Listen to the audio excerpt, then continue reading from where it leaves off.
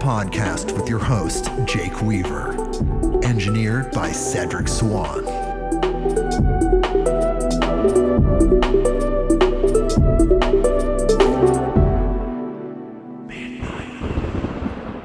Hey everybody, we are back with another episode of Midnight on Earth. I'm your host, Jake Weaver, and we're here to bring you more knowledge, more light, and more love. We have an amazing guest today. I'm incredibly honored to have Wendy Weir here. She wrote the book In the Spirit, which is about channeling Jerry Garcia and more. And we're going to talk to her. I'm super excited. We're going to talk to her in just a second. But first, I need you to do something for me. Go to bluecobracbd.com. That is bluecobracbd.com. And there you will find Blue Cobra CBD oil, the highest quality CBD oil on the planet. Period. Literally, period. And the reason that is that the extraction method, how the CBD is extracted from the hemp flower, is a proprietary method. It was developed by a man named Howard Hitt, aka Big H, and it uses no chemicals, no solvents, and no gases. Nothing unnatural is used in the creation of this incredible product. The hemp that is used is 100% organic, Oregon-grown hemp. The product itself is 100% organic. Everything is incredible about this. And the Hitt extraction method, no other company has it. And out of all the CBD products I've tried in my life, and I've tried a considerable amount, probably as many as you see in the grocery store, just tons. There's so many out there, the drinks, everything. I've tried it all. And I've never experienced anything like the healing power of Blue Cobra CBD.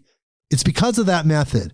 It truly retains all the healing properties, the magical properties, the spiritual properties, everything that makes cannabis as a flower, whether it's CBD dominant or THC flower, so healing for humanity. We have cannabinoid receptors. It's been a part of our evolution for generations. It completely retains that spirit. And in this case, of course, he's using all CBD. There's no THC. And he has 3 different versions: King Cobra, maximum strength; Little King Cobra, regular strength; and Wild Thing CBD for pets, which actually is a huge seller for Howard, because we want our beautiful pets, dogs, horses, cats, whatever we have, our beloved animal companions. We want them to have the best possible medicine, food, all of those things, just like our children.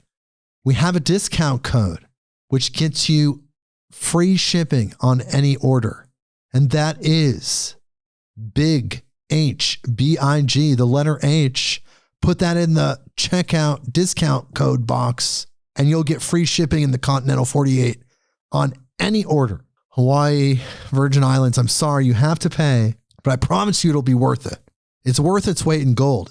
Literally, there's nothing else like this. And I take it constantly. Took some today, and it helps me be my best self. And again, it's unlike anything else out there. You can't find it anywhere else. It's small batch, family-owned company. Howard Hitt's 76 years old. What he created with his proprietary method is incredible. And of course, there's a money-back guarantee. If you don't like the product, you get to keep the product, keep the money that you paid, you get the money back.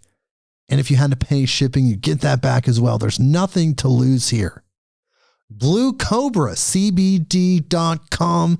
That is Blue Cobra untimelycbd.com. And when you're done with that, follow me on Instagram at midnight_on_earth. That is the address. You can go there, follow us there. Spotify, Apple Podcasts, Google Podcasts, all the podcast places. You can find us there. Click the button that connects us, that follow button, whatever that button says, click that. And that connects us. And then you know exactly what's going on. When people like Wendy Weir come on the show, you get to know about it instantly. It goes right to your device or whatever you're listening on. And most importantly, tell a friend, tell someone that you know that loves these type of podcasts. They're your friends. You know them well. You've known them all this time. You know what they like. You know they'd like this podcast. So please bring them here, midnightonearth.com. All right. Well, we're about to get to Wendy Weir. We're going to talk to her about so many incredible things. But first, I need to read her bio. Wendy Weir is an intuitive, channeler, author, and so much more. In 1999, she wrote the book In the Spirit, which detailed her channelings and contact with the spirit of legendary musician Jerry Garcia after his untimely passing in 1995. She herself is the sister of also legendary musician Bob Weir, and together with Jerry Garcia and others performed in the band The Grateful Dead, which toured for 30 years, expanding consciousness, evolving humanity, and creating a new world. She is deeply involved in conservation works and has directed and worked with several groups over the years. Her interests include caring for horses, art, travel, gardening, and sitting in the silence. Whether she's involved in business, education, or the joy of life, Wendy incorporates her spiritual activities into all that she does. And she's here with us, and I'm so excited. Hello, Wendy. Hi, Jake. How are you doing? Oh, man. I'm so excited to talk to you. We are so similar frequency people. Obviously, we both love the Grateful Dead. Anybody that knows me knows that I deeply love the Grateful Dead. I'm a huge Grateful Dead fan. And I'm also into spiritual, esoteric, mystical things. And so are you. So we're so similar. I'm so glad that we're connecting. It was totally meant to be because you were here in my area and you got the contact and you somehow found my phone number and called, and it's fabulous. It's cosmic. I'll tell people the story. I was visiting some friends in Grass Valley, and I have some strange history there, but I was visiting some friends who knew about my podcast and suggested that I find Wendy Weir, who lived locally. Now, I had thought of Wendy over the years since I've started this podcast because of her book. I was familiar with her book. I felt like she would be a great guest, but she was difficult to find. But once I had that incredible clue from my dear friends, it was only a matter of minutes before we connected, as it was meant to be. Yeah. So let's talk about your life, Wendy. This is so powerful. I want to talk about your spiritual life. So you have these abilities as a channeler, as an intuitive, and you first became aware of them when you were 21. Let's talk about that. What were some of the catalysts for that? Well, I'll preface, you hear a lot of channelers that they grew up knowing they were channeling and having these experiences from a young age. And it's like, none of that.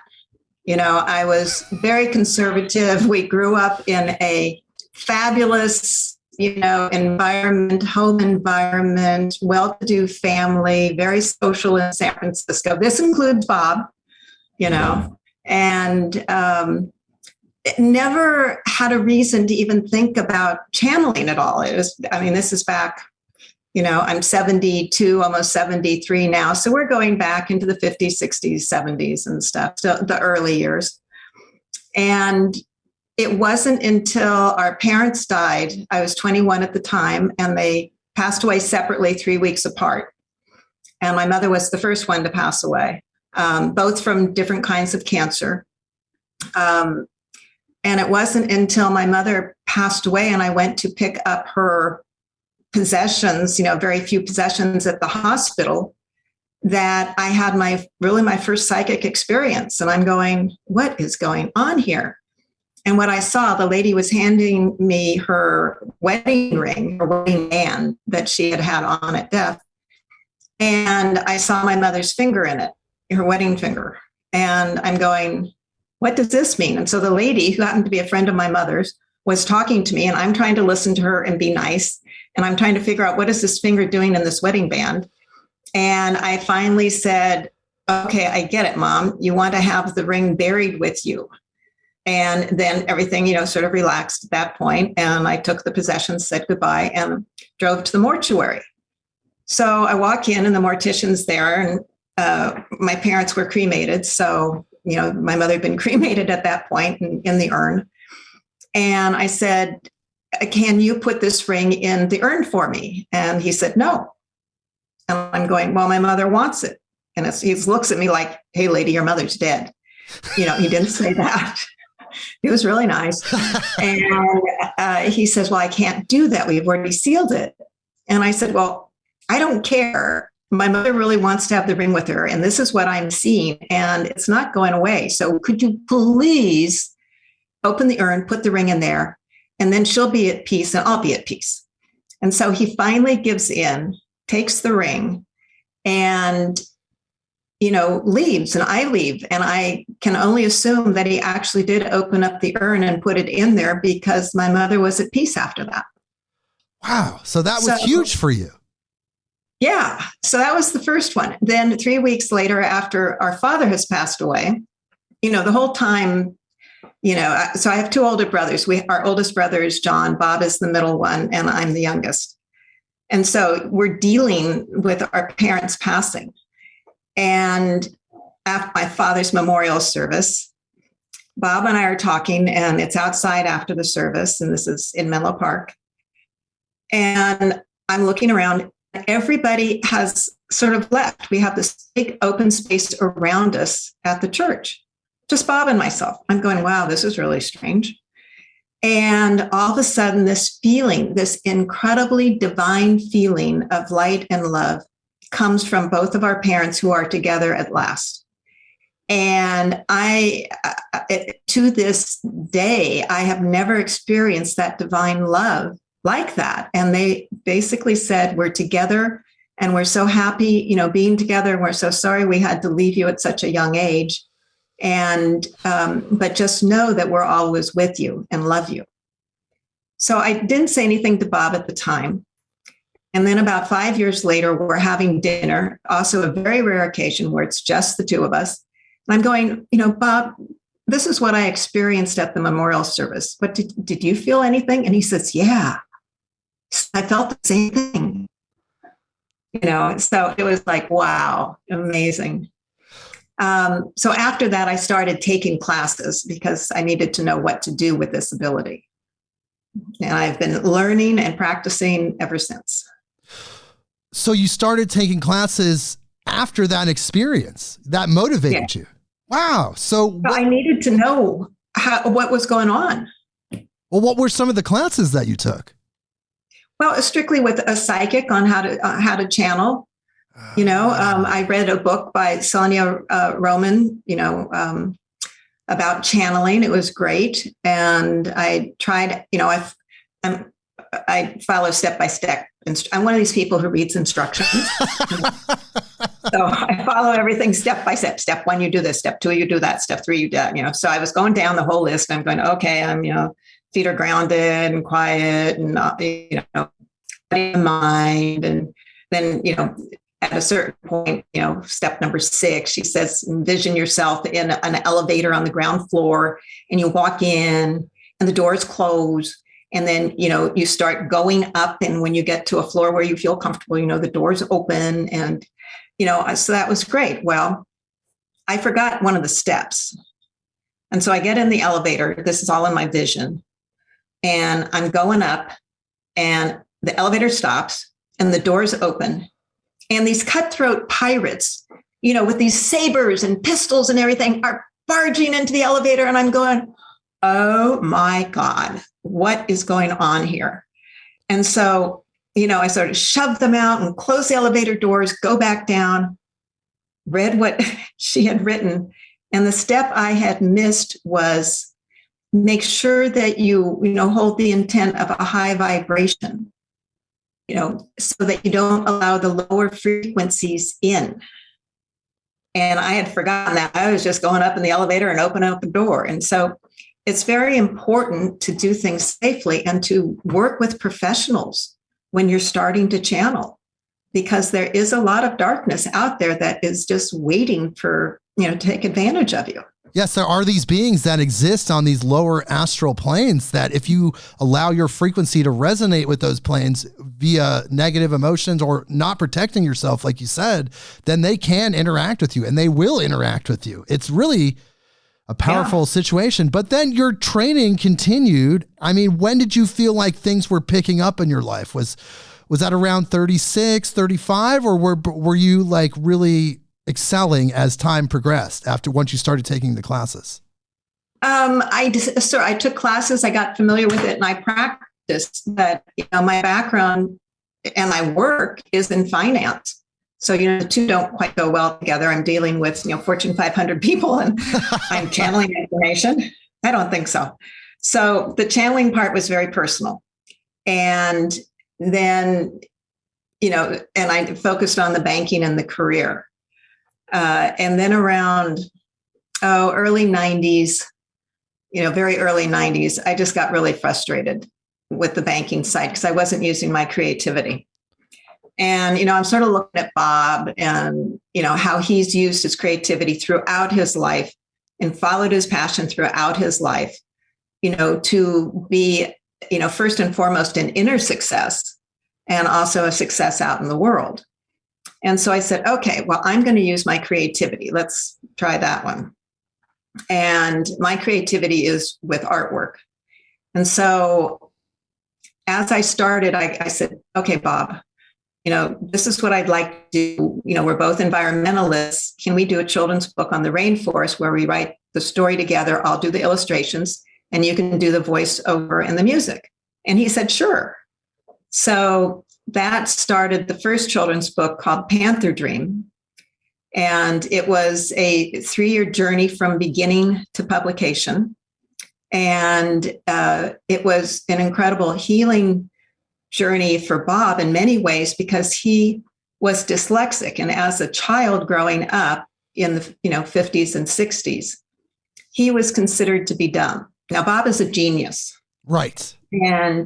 But because the dyslexia, they told my parents that he was dumb because he couldn't read. And so Bob is having to deal with this information at a very young age, and starts to rebel a bit. And, he ends up going to different schools because he's totally bored with the education programs because, he's too smart for them and they don't know how to work with him.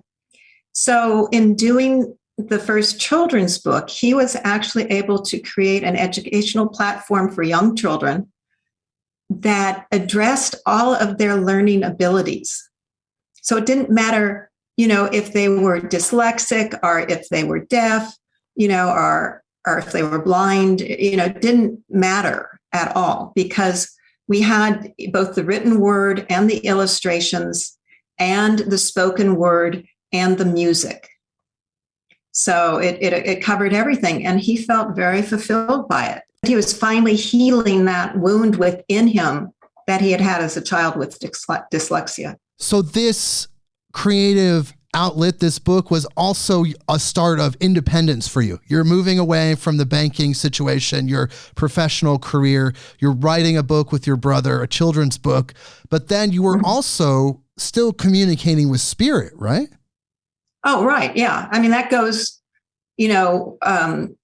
throughout, but it wasn't anything that was really momentous until after momentous. Probably the next momentous experience was when Bob and I went to Australia and stayed in an Aboriginal community. That was really incredible. Yes, the Dreamtime experience. I do remember that from the book. But I just have to ask you before we go into that, during that time though, because at this point you're writing this book, it's around 94, 95. There have been times in the past though, that you mentioned in your book where Bob would ask you to check in on the spirits of deceased people, right? This is something, if that was a part of your life, I mean, it was there. So you were kind of like this sounding board in a way. Yeah. So when people in the band would pass away, the keyboard was sort of the death seat there. I don't mean to laugh, but we know the story for sure. It's a wild experience. It was. So like, when Brent Midland, passed away, Bob would say, "Hey, can you check in on him for me?" Or, when, Keith Godchaux passed away, "Hey, can you check in on him for me?" So I would sit down and meditate and, write down what was going on and get information from them and give it to him. And he'd say, "Thanks." And I didn't think much about it. It's just what I did. So when Jerry passed away, that's Bob did the same thing. He was back east, finishing up his last Rat Dog show. And he called and he said, "Hey, can you check in on Jerry for me?" So I said, "Sure, no problem." Well, that's what started the whole book and the whole journey. So, yes, that started you having this interaction with what you describe as Jerry's oversoul, because we're existing in multiple dimensions as spirits, the physical dimension, astral planes. We all have an oversoul, this even higher plane of existence where we're existing. So you had to reach his oversoul to talk to him about what happened. This is so interesting because it's not something that you necessarily were looking for. You were just kind of checking in on the spirit after this monumentous human had left this dimension. Yeah, I thought, in all honesty, we'd just have another conversation like with the other guys. And it wasn't that way. It was, I sit down and go into meditation and say, "Hey, Jerry, are you there?" And it's like, no answer. And then I start going, "Well, that's a little strange." I start looking for him and I keep asking and sort of probing, with my energy fields. And I hear from a very, very, very long distance away, "I don't want to speak with you." It's like, really? I said, "But, Bob's asked, he wants to know how you're doing." And, silence. And then I start getting worried because it's like Jerry's just gone. And, it's just like he died and he's gone. There's nothing. It's like, it doesn't work that way down here if you're doing it right. You sort of stick around for a few days and then you say goodbye to your loved ones and, sort of review your life's purpose, and you just don't go away and disappear. And so I started looking for him and found him in a very distant area location. And he was like, "I am out of here. I am so glad not to be in pain in my body, not to be dealing with all those lower frequencies of earth. I am free." And it's like, "But you aren't done yet. You still have your mission to fulfill." Clearly. And so I tried different levels to get in and penetrate him. And it was like, "No, I'm not coming back. I'm not doing this again. I am done." So now I'm getting really worried. And so I telepathically, because Bob and I can communicate telepathically. So telepathically, I reach out to Bob and I said, "Hey, I need your help. If anyone is connected to Jerry, it's you, on a deep spiritual, brotherly level." And so telepathically, Bob joins force with me. And, once again, we call out to Jerry. And there is a whole process that we end up going through by really going up on a higher frequency, getting above the barrier that Jerry energetically had set, and reaching the oversoul, Jerry's higher self, to coordinate with that, and then sort of come back down through the higher self and reach Jerry. And Jerry finally realized what he was doing. He stopped for a moment, listened to his higher self, realized that he really did need to come back, and that he had this incredible mission to fulfill here on Earth, which he has been doing. So it still continues. Oh, it totally continues. In that regard, Jerry's amazing in many regards, but his commitment to help people, to inspire people, and to be there when they think of him or call out to him, with support and love and encouragement. And as I said, inspiration is amazing. And, anybody can call out to him, and he is there for them. It's very powerful. And the thing is that you said that you're 72, I'm 43, and Jerry was only 53 when he died. That's the thing that always gets me. People see this caricature of this older person. It was because he was physically unhealthy that his body was more aged than his actual years on earth. Because if you think about a 53-year-old, my goodness, that's so young. Like it seems like he should have had a whole other 20 or 25 years before leaving. Yeah. I mean, look at, you still have Bob and Mickey and Billy and Phil, they're still going strong. Yes, I know. After all of these years. And Jerry could have been right there with them, but for some reason he had to leave. And it seemed to be right before the internet era. Like something was shifting. There was such a big, massive shift in humanity, and his leaving was a part of that. Very possible. Yeah. I mean, there were certainly a lot of reasons why it was time for him to leave. And I feel that he had stayed on Earth longer than he had necessarily wanted to. So, but for him to come back, he was able to accomplish a lot more in spirit than he could have in the damaged body that he had. It's a very powerful experience, the Grateful Dead is and was then. And as a spiritual person, as an intuitive, what was it like being at those shows when so many people were under the influence of really powerful psychedelics or other plant medicines, and they were just really opened up, but you're this really intuitive person and you had kind of free reign of the whole place. You can go backstage, you can go front stage, you can kind of go wherever you wanted to go. Like, what was that like? Like, what kind of energies were you picking up? How did you perceive that? Well, the energies out with the fans were overwhelming. And I'm not big on being surrounded by large crowds of people. Okay. So I enjoy walking through, the crowds and the audience there at the venues. I don't enjoy hanging out in them for periods of time. So I would go out and, see what was going on and meet people and talk and wander around a bit, and then go backstage. And so, it all depends upon, whether there's a seating section backstage or whether there's a seating section, off on the side somewhere or whatever. But what really interests me was not just the music, but seeing the interaction of the band with each other and the interaction of the band with the audience.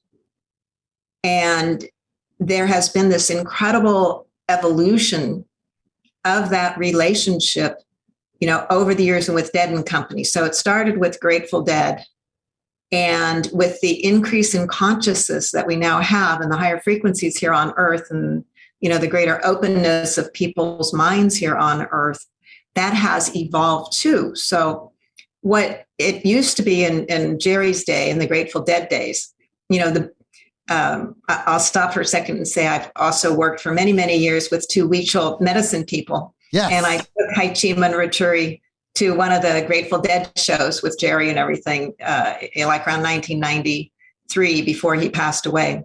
And they commented from their vision what they were seeing. And so Haichima said that she would see the band on stage in Phoenix. And they, everyone, when you go in there, she referred to it as social masks. So you have your persona, when you're out in public and doing things. And then you get into the show and the music starts and the band members start getting into the music and lowering the social mask that they have and really start, putting out that energy and frequency, not just as individual musicians, but also as a group. And so that goes out to the audience. The audience responds, lowers their social masks, and they start relating with the band, both individually and as a group. So you have this It's sort of like an exchange, of energy, feeding and building on one another. And then, I would look up, and in another dimension, you have an occasional, extraterrestrial, ship hanging out going, wow, this is really weird. What's going on down there? We have to talk about this. This is so huge. You just brought this up because this is something that I've talked about quite a bit with people, because I've also, as a spiritual person, perceived that. And with my own children, with my partner, like, we've seen several UFOs at shows, at concerts, where people get together in this way and they ingest psychedelics. And this is huge because when people do that, and you're saying for you, when you were walking out in the crowd, it was like a garden hose of psychic energy, like just so much that you had to like kind of go backstage. But that energy attracts these astral beings, angels, aliens. How could they not notice this bright, glowing, massive amount of energy happening? Yeah. Yeah. And so in the, I say the early days, like the, 70s, 80s, 90s, our frequency on Earth was a lot lower than it is now. And so the beings that were attracted were trying to figure out what's going on here. They came out of curiosity. And now, as the frequency on Earth has increased and the openness of humanity has increased as we, are moving into our ascension times, it is absolutely, amazing. If you go to a Dead & Company show now, and the original members being, Bob and Billy and Mickey, and then you have John Mayer and O'Teal and Jeff Clementi, they are all in this era, they are all working at a much higher level of consciousness. And so they're performing. I mean, if you go to the shows, it's a lot cleaner, a lot higher vibes. Part of it is, Bob and Billy and Mickey have gotten older and their bodies can't handle all the drugs and all of the psychedelics they did when they were younger. And so they've cleaned up a lot more. They have a rule backstage, there's no drinking, there's no drugs, no nothing, very small substances within, very managed. Yeah. Natural, I should say natural substances. So people can smoke a joint or something backstage, but not like in the 80s where it was like total debauchery. Right. Okay, go ahead. I'm sorry. No, that's well said. It's true. So the band now is at a much higher frequency. That helps the audience reach a higher frequency. Members of the audience are now at a higher frequency within themselves. So they are putting out this incredibly high vibration. And if you look up, there are not just a few of these extraterrestrials. There are like tens of thousands, just off the horizon. Oh my God. Coming. And they aren't just looking at them like, who are those strange people down there? They are actually participating. The frequency is high enough now that they can participate. So instead of having the dead and the audience, you now have like a clover leaf where you have the dead, the audience, and it goes up to the extraterrestrials. And they are able to send their energy back down, and it all works together and all goes out further to the universes. So it's incredible. It's absolutely incredible. That's why I deeply applaud Dead & Company and your brother and his friends and John Mayer and O'Teal, and they're just continuing something so positive, and it's so incredible to think that it's almost 30 years since Jerry passed, right? And the Grateful Dead went for 30 years. Well, it's been almost another 30 years, and there they are going strong. Now, I know Bill has had some health issues recently. I know that it hasn't been without its, setbacks, but what they're doing in 2022, the fact that it's happening in 2022 is incredible. It's just incredible. Yeah. And John Mayer, my God, I've probably watched about 80 Dead & Company shows, just streaming at home. And I've watched his progression since 2015 to now. And he's just grown so much because I've often said we're helping John Mayer evolve. Because it's funny because he came into this role, these massive shoes to step into the role of Jerry Garcia, lead guitar of the Grateful Dead, with a naivety. Like he didn't actually really know what he was doing. And that's the best way, because so many other guitarists would feel that weight that oh my God, I'm playing Jerry's parts. But he kind of came at it with a naivety that allowed it to express itself in such an incredible way. And his musicianship is so professional. It's so next level. And where he's at now, I think he really gets it. He gets it on every level. Yeah. No, I mean, it is amazing how it has all evolved. And that's why, there are no other groups like the Dead. That's there absolutely never will true. be another group like the Dead. There never were before, because they have come down. I joke and say, we all came down on the same bus. And, it's like they came down with a specific purpose, and which they have fulfilled incredibly. Despite all odds, it's amazing they all survived the 60s and 70s. And the 80s. And the 90s. Well, they did. And so, the gift that they are giving to humanity, even though there are millions of people out there that don't even know them or that don't like them or whatever, that's totally irrelevant. They are still raising the frequency of Earth and humanity. They're helping to. Yes, when you're interacting with that many millions of people who love you, that energy goes to the collective human consciousness. You're hitting people from a million different points. And that music, the music of the Grateful Dead, you're right, there is no one that can create that type of music. It was only because of when they were born, the spirits that they were as they incarnated, and their influences and everything that happened during the world at that time. Like you couldn't replicate exactly the formula that created the Grateful Dead. No. Mm-mm. And really a lot of it has to do with the explorations that they all did spiritually and with psychedelics. Mm-hmm. Every single one of the members of the Grateful Dead were deeply spiritual, deeply psychedelic, deeply intelligent people. And for people like that to come together to create this music that truly opened portals into another dimension, mm-hmm. It would be very hard to do today. You just couldn't do it. And that's why at these Dead and Company shows, that even though it's not everybody that was originally there, there's enough with Bob and Billy and Mickey to bring that vibe back and to retain that original vibe from the 60s that they created. Well, and to take it one step higher, because they're cleaner now than they were then. Yes. And it feels that way when you go to Dead and Company shows. You can feel how it's a lighter energy, and yet where the music takes you is very similar. Now, you can't replicate Jerry Garcia, of course. Like he was one in a probably who knows if he'll ever incarnate as a musician again, but they still take you to some of those same places, mm-hmm. which is huge in this world. I mean, as you said, we've changed as humanity. The vibration back in the 60s, 70s, 80s were lower. It's higher now.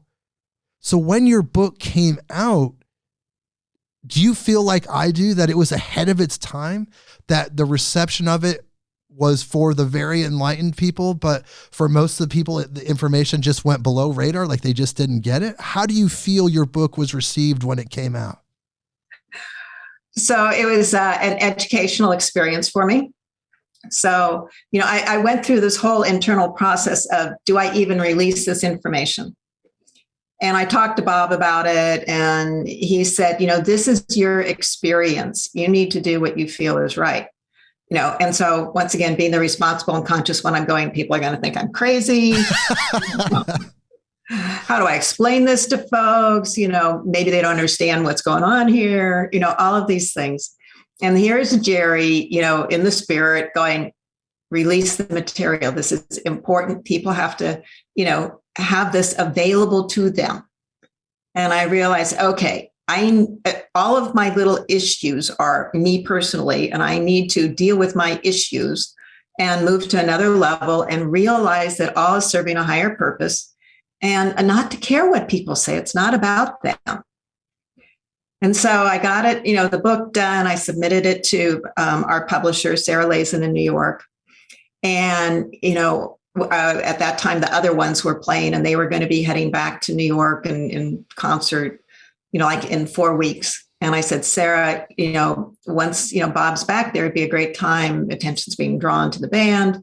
It'd be a great time, to start shopping it now. And she says, yes. And I mean, she'd done a lot. She had worked with one of the editors. She was one of the editors for Rolling Stone for many years. So she's very familiar with the rock and roll world, and she's familiar with the psychic world. And she says, yeah, okay, I'll get to it. I'm working on a few projects. Yes, I agree. Nothing happened. I'd follow up Sarah. Hey, we're 3 weeks away. We're 2 weeks away. Sarah, it's like they're going to be there in 4 days. You got to do something. And I get a call from her the next morning. And she says, Wendy, you aren't going to believe this. I'm going, uh-oh. She said, Jerry came to me in a dream last night. And he said, Sarah, get off your ass and get the book published. Whoa! And that freaked her out so much that she started making a few calls and got the deal closed within 3 days. She said, this is the fastest I have ever closed a book dealer with a publisher. Oh my God. It took 3 days, but it took Jerry coming to her in her dream, telling her to get moving. That's mind-blowing, because if you read the book, which I did last night, I actually started in the morning and I couldn't put it down. It was like page after page after page. I was just totally absorbed in it. And that actually is not in the book. That's what you just told. That's, whoa.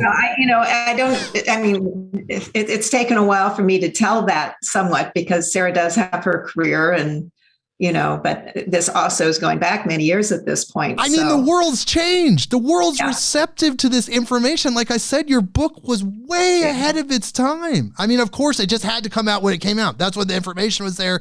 The publishing, everything happened as it happened when it happened. But it seems to be very relevant now. Yeah. So what was interesting, though, so we do get the book published, and I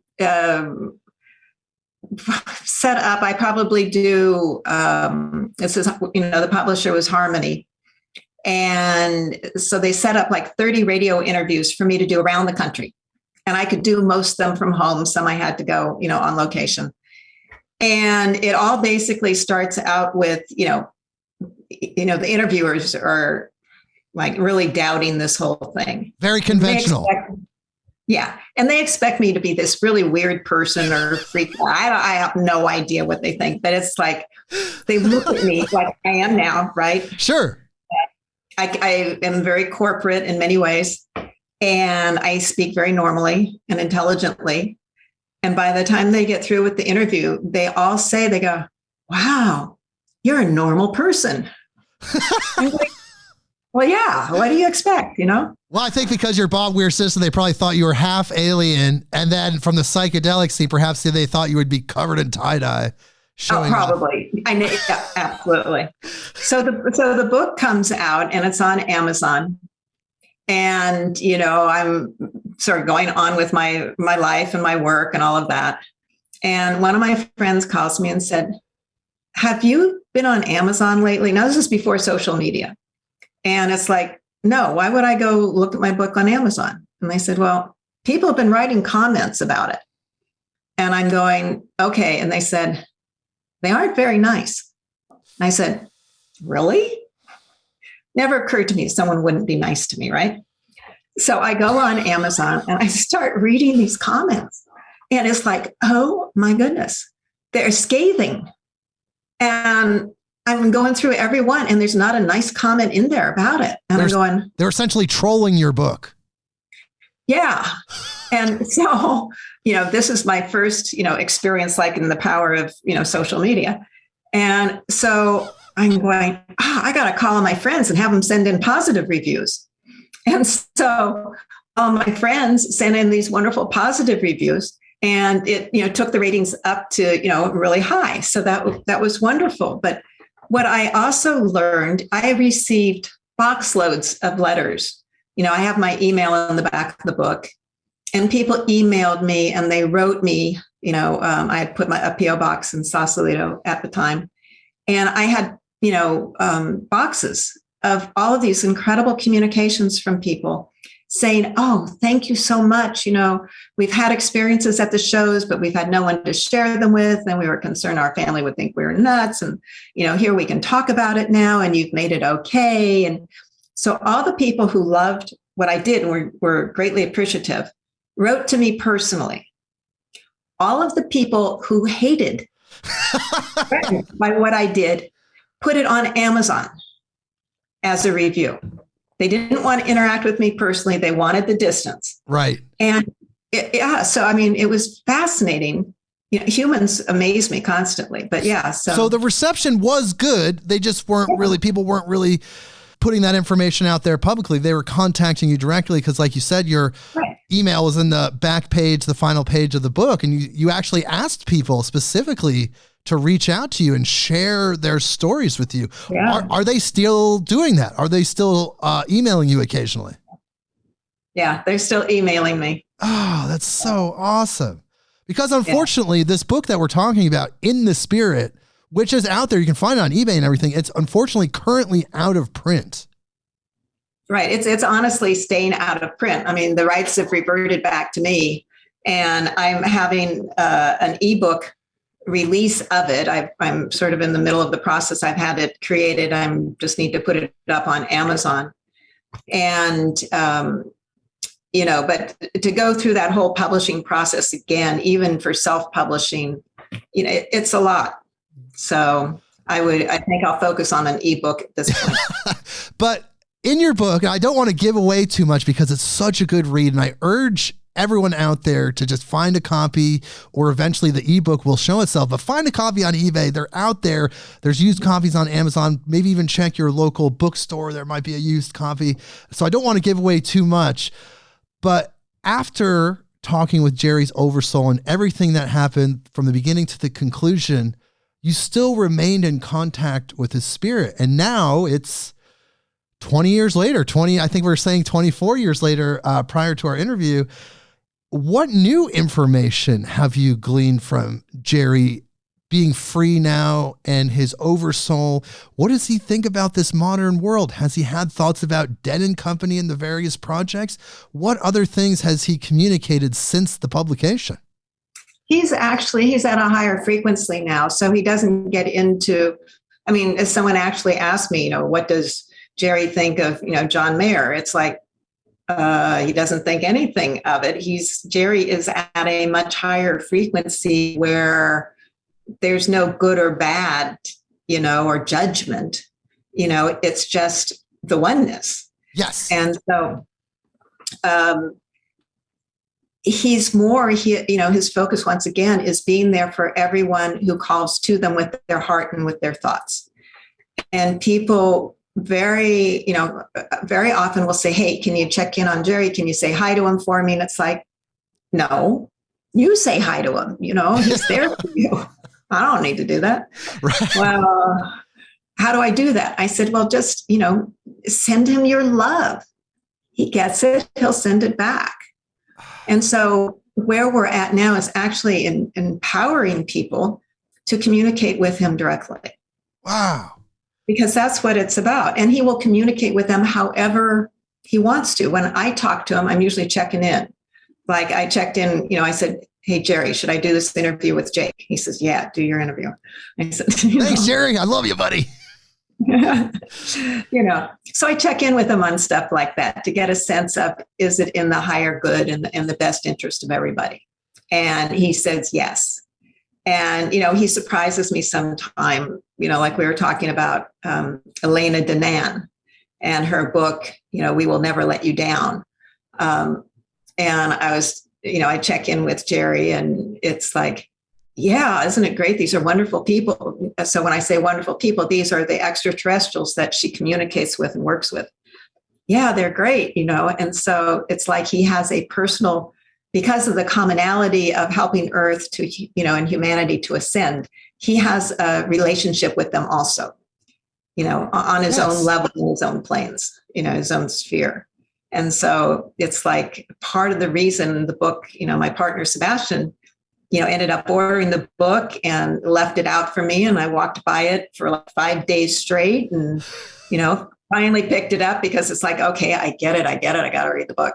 And I am so glad I did because I've learned so much from it. Yes, we love Elena Danan. She's an incredible guest. She's been a guest on our show. Yeah, she is, truly awesome. And so I would never have, without Jerry's nudging and communication, and the synchronicity of events, I would never have picked up the book. But I understand now I needed that for my own, raising my own frequency and further spiritual development. And Jerry's already working with these guys. He's up there, helping them with, as I said, with Earth and humanity to raise the frequency and for ascension. Well, I think that was the whole purpose of the Grateful Dead, because it did seem like a traveling mystery school. Now, we think of the mystery schools of antiquity, but for me personally, I could say it was a traveling mystery school because you would have these powerful psychedelic experiences where you're focusing on a point, this shamanic point, and there were these shamans leading you musically, very traditionally and very similar to the shamans of old, but with better technology. And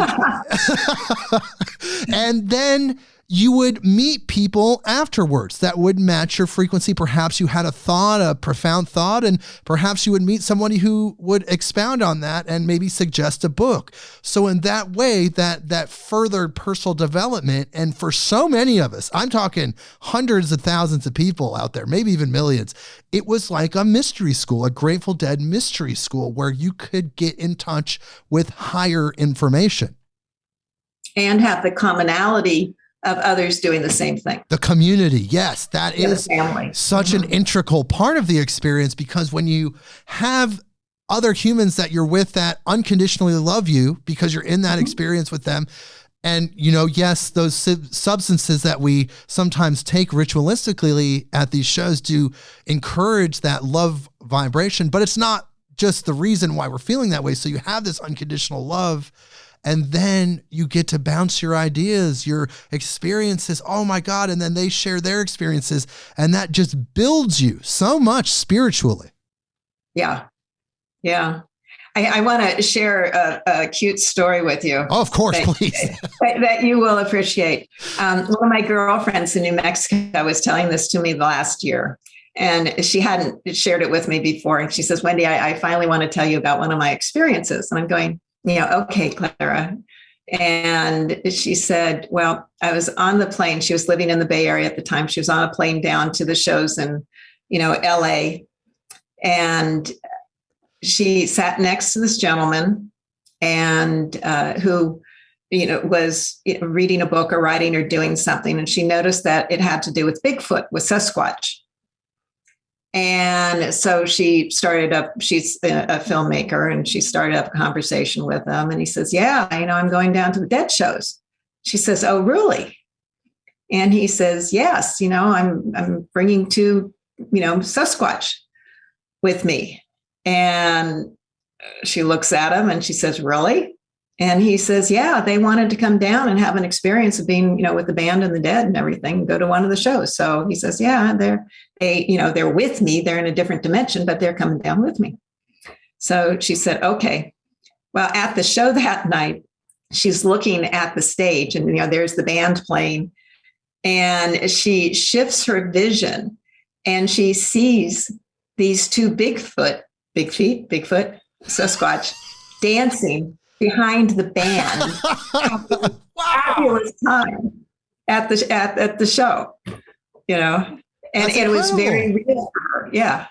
Well, there's something about that energy that it just attracts these higher frequency beings, these beings that are existing in these other dimensions. Like we said, angels, aliens. People talk about how Sasquatch is elusive because it can teleport in and out of dimensions. It's a higher frequency organism. So of course they would love this high frequency music. There really is nothing else like it.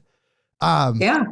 So Jerry, though, people have different theories about him spiritually. Okay. So I've heard John Barlow in an interview talk about how he felt like he was this incarnated like Hindu deity, that somehow he was like this being that they had a Hindu word for him. It's escaping me right now, but there's a Hindu word for this type of spiritual being that incarnates into this dimension and sheds spiritual energy. But then I clearly see people treating Jerry like a guru type figure. You're thinking like Neem Karoli, like Ram Dass, like a true guru. You know, they put his pictures on their walls. I have his picture on my wall in my living room. And, and they truly venerate him in a guru type way. But when we talked privately, you mentioned maybe Bodhisattva. So could it be a combination of all three? What do you think about that? Jerry was just Jerry. You know, he has no claim to being a guru, to being, I'll tell you an interesting story when I'm done with this too, but, he didn't even want to be a leader of the band, but they had to have somebody. The Grateful Dead is the only corporate structure I have ever known where all of the board members had equal vote. So, it wasn't like 2/3 majority or anything. It had to be 100%. If one person said no to something, they would not do it. So it did not make for smooth functioning necessarily of the business part, but they believed in total equality with everyone around them. And, so it's where I was going to segue with this story is, so Jerry, is total equality. He is now, once again, when you get the higher frequency, it's about oneness. There's no separation. We're all one. We're all equal. Okay. So that's where he is. That's where we all are, or should be. But after Jerry died, they had the ashes cremated. And, I went to the memorial service. I should say the funeral service. It wasn't memorial because they had open casket. Slight segue on the open casket part. So, Jerry was missing a finger on his hand. And so the mortician, how they make you look really nice, so he's, it's open casket and he's lying in state and, looking very nice and proper and everything. And at the beginning of the service, as people are walking by, the hands, the good hand or the whole hand is over the hand, that is missing the finger. Okay. So he looks totally, like normal. Somewhere along the line, because I was sort of at the end with Merle Saunders, going through, somewhere during the service, someone reaches down and switches the hands so that the one with the missing finger is now on top, which was, who Jerry was. Right. And so the rest of the people walking by saw that. And it was wonderful. It was great. So he ended up, they had the ashes cremated, and Jerry, like a year or two before, had remarried Deborah Kuntz. And so she has the ashes. Bob gets this message from Jerry. So Jerry is, I didn't go back and say this. After Jerry died, I did energy work on Bob and to bring Jerry into Bob's physical energy field, his physical body. Really? So for Jerry, yeah. Wow. So that's never been really talked about. No, it's sort of like family stuff. But I did, a few others were there. His wife was there. And so bringing Jerry's energy into Bob, because in order for Jerry to accomplish his mission and stay here as a spirit on earth or involved with humanity, he has to have a base here. He can't just be out there and, coming in all the time. He needs to have an energy base here on earth in order to be available to everyone and, to be there for them. So Bob is that energy base for Jerry. And Bob will talk about that, and he has an interview where Jerry is a part of him. And he truly is. So there's the Bob energy field and there's the Jerry energy field. And, they're combined, they're together. So Jerry is telling Bob, hey, I really want half of my ashes to go to the Ganges. And Bob is going, what? And Jerry is saying, yeah, I really want half of my ashes to go and being thrown on the Ganges. Bob goes, okay. Bob's always, the adventurer out there and explorer of multiple dimensions. He says, sure, no problem. So he talks to Deborah and explains it. And she says, okay. So they divide up Jerry's ashes and they take half of them with them. And she takes a film crew with her. And they go to Varanasi, to the Ganges, and they have this ceremony and they throw Jerry's ashes out on the Ganges. And I don't think Deborah's ever released the film footage of it, but she does have it. And after that event, people started saying that Jerry was Ganesha. I can see from an overweight point of view the similarity between Ganesha, Sure.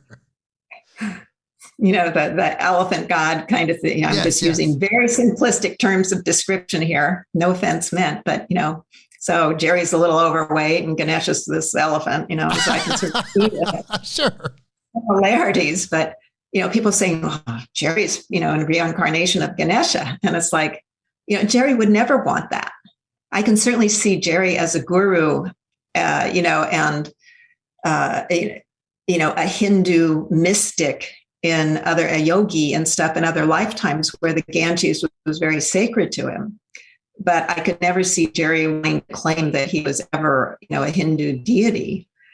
So it's interesting where people go with this guru sense because, they may have had other lifetimes with Jerry in that capacity. Absolutely. Bob has some amazing past lifetimes too, in that capacity of very enlightened teacher, a Celtic, arch druid and stuff. And so I think there are people that are picking up on that energy from previous lifetimes and projecting it onto the present one. But the Jerry who is here now is just like, he's one with everybody. There are no labels for him other than, we call him Jerry as a way to identify his frequency. But, that's it. He's here with us. Well, they say that gurus point the way to God. And clearly for so many of us, the Grateful Dead, their music and Jerry and Bob and everyone involved pointed the way to God for so many of us. Well, that depends on how you define God, to a higher consciousness. Yes, that great mystery, the higher, whatever that is. Yeah. But once again, each individual is the one who has to take the journey themselves. Right. The dead can open the door, but you have to walk it. Yes. And this is where it's kind of a self-initiated mystery school, because once you have the experiences, it's your choice. And this could even be happening now to young people that are going to Dead and Company shows. You have these experiences and it's your choice to pursue them further, to find the knowledge, to set up that attractive frequency, to pull those things in that you want to learn more about. They say that when the student is ready, the teacher arrives. Well, the teacher is ethereal now. And in so many ways, it doesn't have to be a physical teacher. So it will arrive once you set up that attractive force. Yes. Yeah. So you channeled Jerry's spirit and you wrote about it in the book In the Spirit. But in Phil Lesh's book, he mentioned you and he talked about his thoughts about your information. And he brought up Brent Midland. And he talked a little bit about how you mentioned to him that Brent had seen this door and through his various drug uses, and he walked through it. And at that point he died. Is there anything that you can add to your experiences with Brent Midland's spirit and also Keith Godchow? Because that's something that isn't out there as well, that you communicated with both of those spirits once they passed. Can you add some information about that? I can with Brent, because Brent's father was a hell and brimstone minister. Really? And yeah. Okay. And so when I got in touch with Brent, one is he had not planned, his death was not anticipated. It was truly an accident. He had cleaned up for a period of time, and he, for whatever reasons, went back on what he was doing, and his body was so clean that he ended up what had normal, like the year before, overdosed him. And it was, so yes, it was an accident in many ways, but what had driven Brent a lot throughout his life was this hell and brimstone upbringing by his father. And so I'm seeing Brent, and he's seeing, I'm also seeing this hell and, this fire and hell and all of this other stuff going on. It's like, Brent, where, is this imagery coming from? And it was the belief system that he was raised with. And so I worked with Brent, very briefly to say, this is not necessarily, your reality. You can change it. There's love and light, there's angels. What do you want to create on the other side? It's up to you, what you want to see, feel after death. And so I was able to help him in that regard. I work with people, it's called death walking. I work with people walking over to the other side. So I was working with him after the accident and after he had passed, so that he didn't hold on to this, hell and brimstone vision of life and death. So it was really amazing, because you would never, expect that. And Bob talked about that to me afterwards. I said, hey, this is what I'm seeing. And he said, yeah, that was his dad. So in Keith's situation, it was just an accident. And once again, it was unintended. Keith is a very peaceful person, and, and it was a peaceful transition.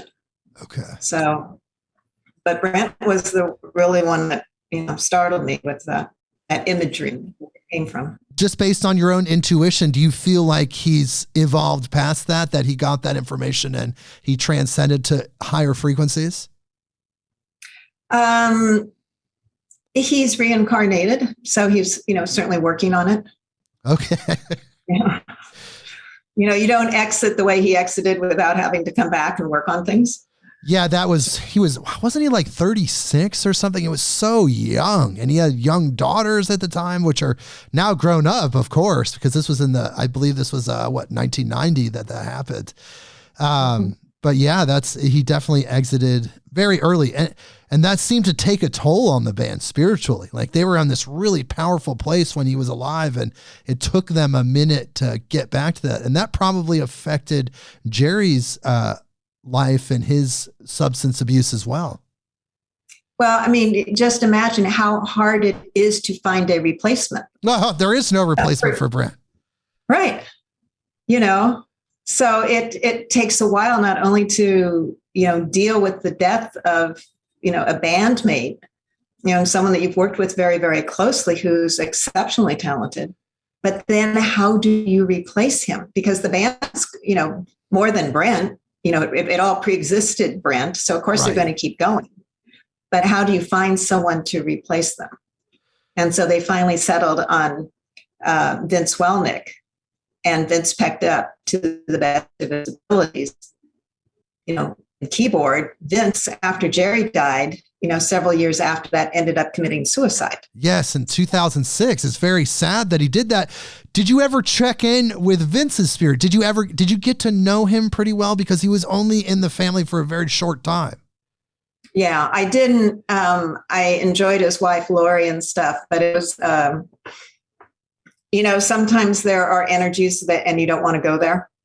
So I didn't want to check in with Vince. The energies were very low. Oh, interesting. Yeah. Well, he did have mental illness issues. I mean, that's pretty public that he was dealing with that in his life. I mean, that usually when you go out in a violent suicide like that, like the way he did, there's definitely some huge underlying mental health issues. Well, and a lot of negative entities involved in influencing you. Because you're kind of in that lower bandwidth, and then you're doing these substances, and they're, like you said, talking to you, they're influencing you. Yeah. That's incredible. Oh my God. So now, though, you wrote this book in 1999. And again, like we brought up earlier, it's 2022. And like you said, the vibrations changed. The book that you wrote then seems like a book that would be written now. So you talked about the ebook, but is it time to maybe write a second book? Or is there some way you feel like to get yourself out more publicly with this information, because after I read that book, I felt like everybody that's interested in the Grateful Dead that connected with Jerry's spirit should read that. What do you think about that? Well, I have purposefully, not just me, but also spirit saying, stay under the radar. So all of these years, I've certainly done a lot of things and led a very rewarding, productive life, and stayed totally under the radar. And then probably, maybe a year ago, but more recently, like 6 months ago, Jerry and the messages, okay, it's time for you to start coming out and speaking again. And I'm going, really? I am comfortable. I like being here, on the farm with my horses and dogs and cat and 5 chickens and Sebastian, it's like, and I'm still doing my finance work and I have, entertainment projects and stuff. And so I'm really comfortable with that. And it's like, nah, it's time for you to start coming out again. So part of me coming out is actually, this interview with you. So, whereas before a year ago, I would have said no because the energies weren't right. Now the energies are in total support. It's like, when I'm going back to Elena Dan again, the mission for these, I use the word extraterrestrials, they're like family for her, but is to help raise consciousness here on Earth. And, I'm being directed to do the same thing. You're being directed to do the same thing. And so there are groups of us that are being activated at this time when it is safe. I underline the word safe, capital letters safe.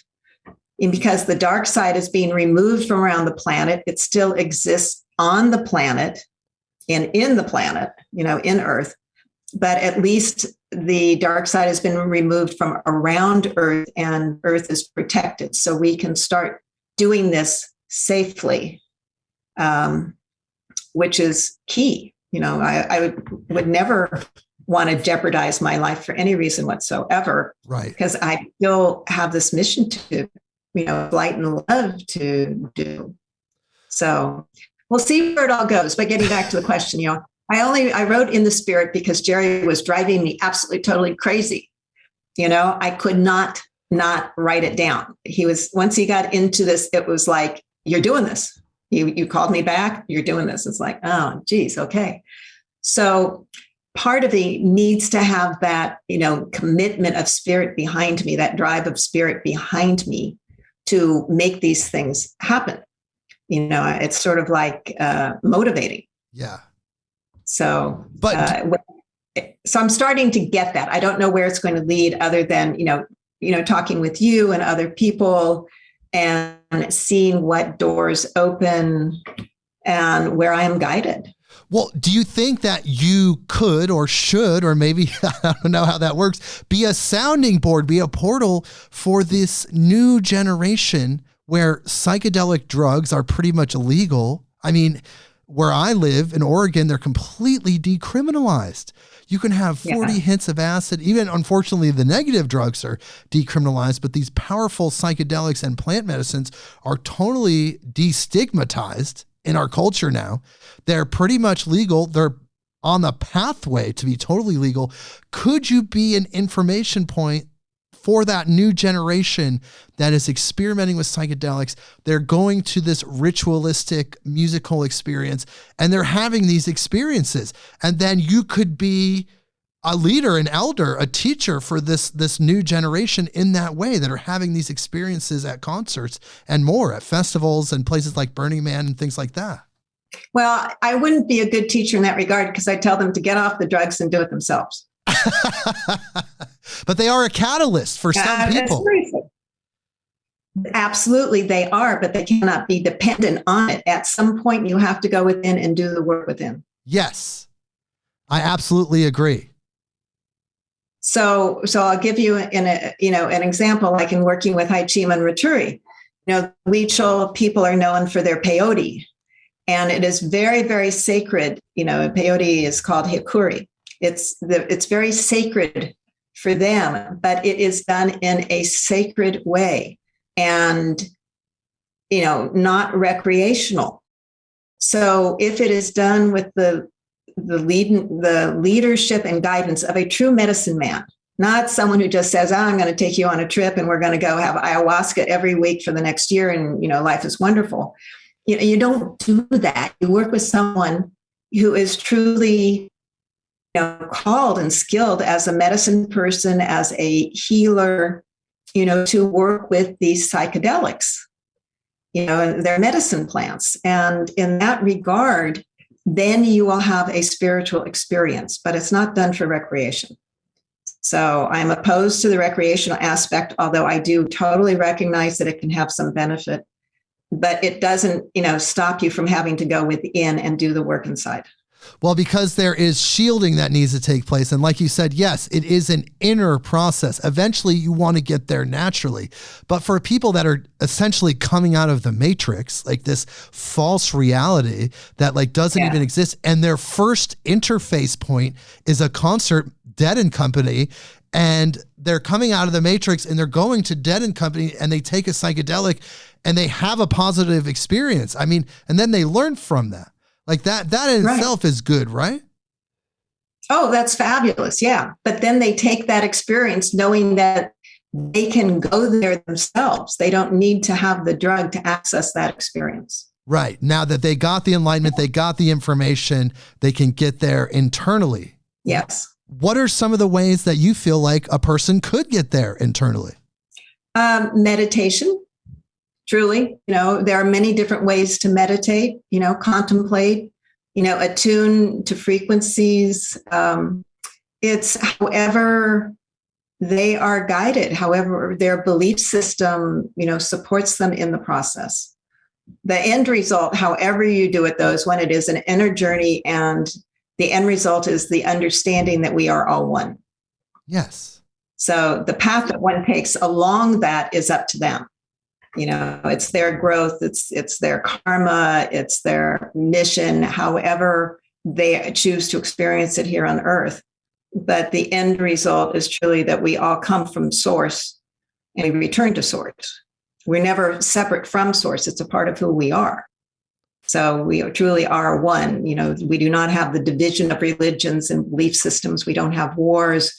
We don't have hate groups. We're all together in a state of oneness and balance. That's where we all of us go. And do you feel as a species, as humans, that we are moving towards that ascension, moving towards that united earth where we have that level of existence, but in the material form? We are making a lot of progress. It's a lot better than it was, 10 years ago with the opening of consciousness.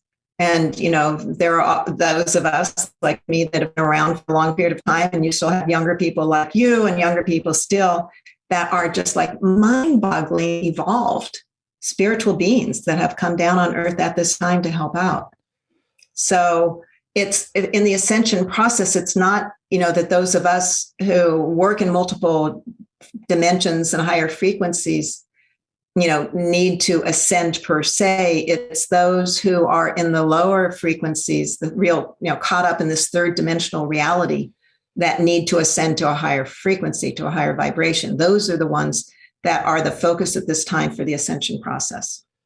Oh, interesting. But you do believe, though, or just your own opinion based on your own intuition, that we are going there, that we will have a ascended planet at some point where Gaia, the spirit of our beautiful planet, will be existing in a higher frequency itself. I choose to sort of reverse how you say that. Gaia is going regardless. Okay. We can choose to go along or not.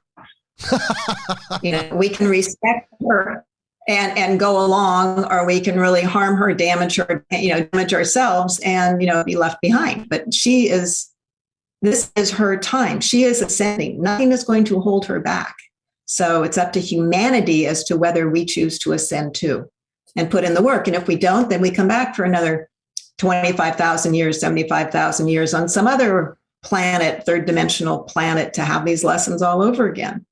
Personally, I would, I love Earth, but I'm sort of done with this third dimensional reality stuff and really look forward to being back in a fourth dimension, fifth dimension of light and love, which is what makes me happy. Yes, that it's a beautiful place. I mean, so many people talk about it. The Pleiadians, those beings that Elena talks about and others, seem to exist there. Like they're kind of like the success point or the goalpost that we're moving towards as humans. Like we want to exist in that way. I feel like we can get there.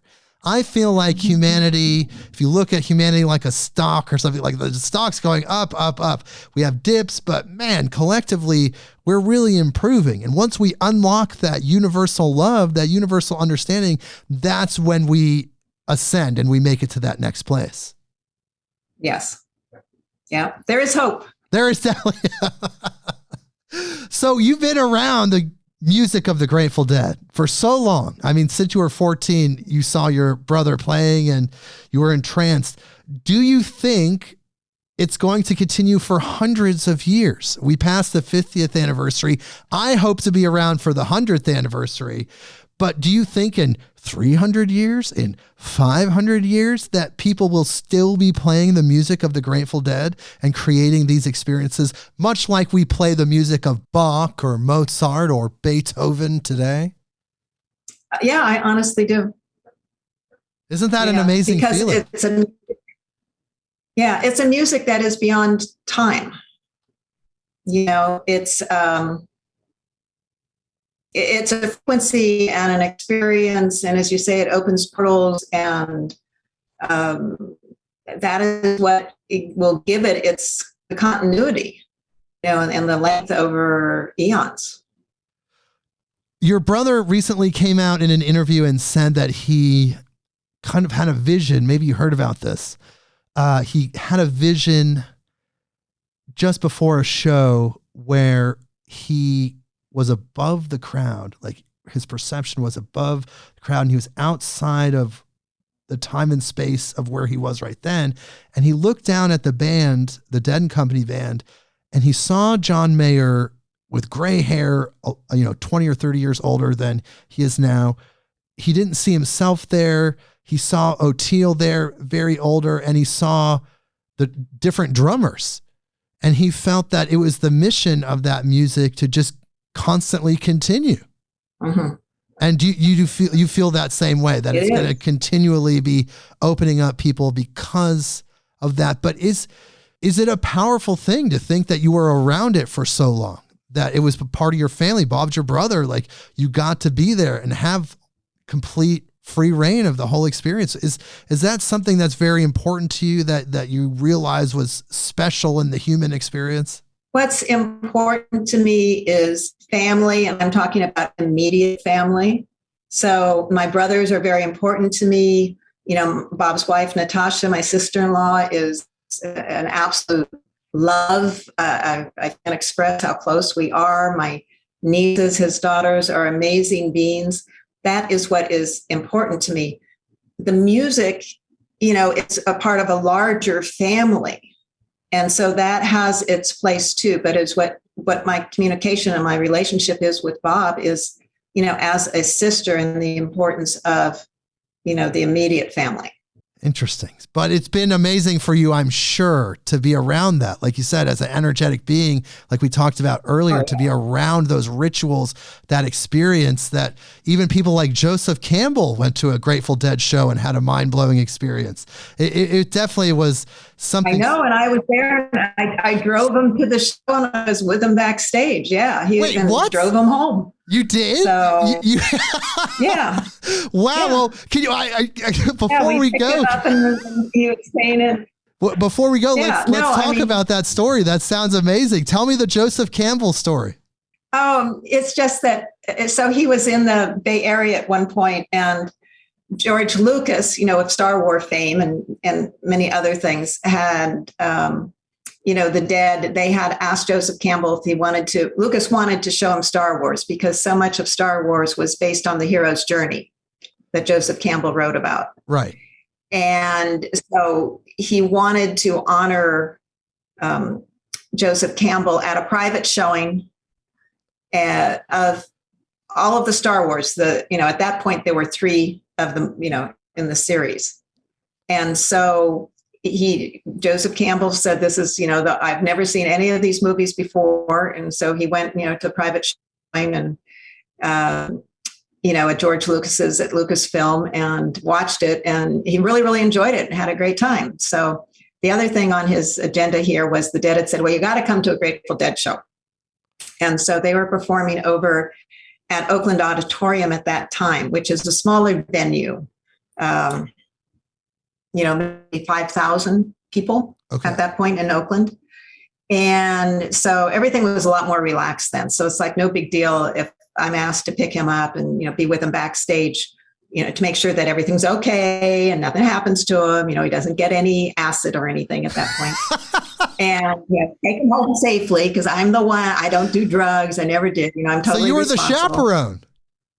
Yeah, basically. Okay. And so, we picked him up and went there, and they had a place for him backstage on the side and the couch he could sit down, and he would just stand up. Joseph would look out over the crowds, just amazed at these people coming together, and the interaction, like I discussed, between the band and the fans.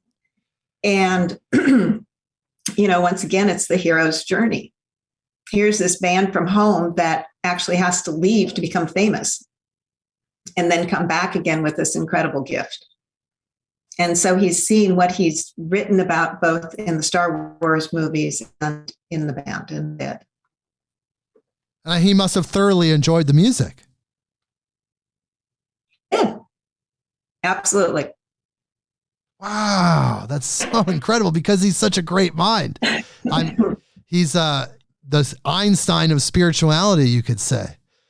But Wendy, we've had an incredible interview. We've talked about so much. We can talk about so much more, but I don't want to take up your whole day. But before we close here, is there anything you'd like to leave our audience with? Because the book is out there, but you're about to have a genesis to reappear in a public light. But before we go, is there anything you'd like to leave our audience with? It's basically to go within. And, that is where our healing comes from. And that is where we can raise our frequencies to higher levels of perception and really have that experience of oneness. So it's, once again, so many people say, well, can you talk to Jerry for me? Well, no, you have that ability within. It's for people to own their own ability to communicate with spirit and higher dimensions safely. So do it yourself. Do it yourself. You're saying, get in touch with yourself, develop yourself, and go within. And if you want to talk to Jerry, reach out. He's out there. He's outside of time and space. There's an omnipresence. Contact it if you want to. Yeah. He's there for you. Well, Wendy, thank you so much for being here. It's been absolutely amazing. People, check out her book, In the Spirit. It's out there. It's going to reappear, I have a feeling, but there are used copies out there. Find that book if you're a Grateful Dead fan and you've connected with this music like I have. And there's children's books that are out there that she wrote with her brother, Panther Dream in Baru Bay, Australia. They're still out there. You can find those as well. Wendy, please hold through the outro music. What an incredible episode. Thank you so much. Thank you. And everyone, we will see you next week. Midnight on Earth.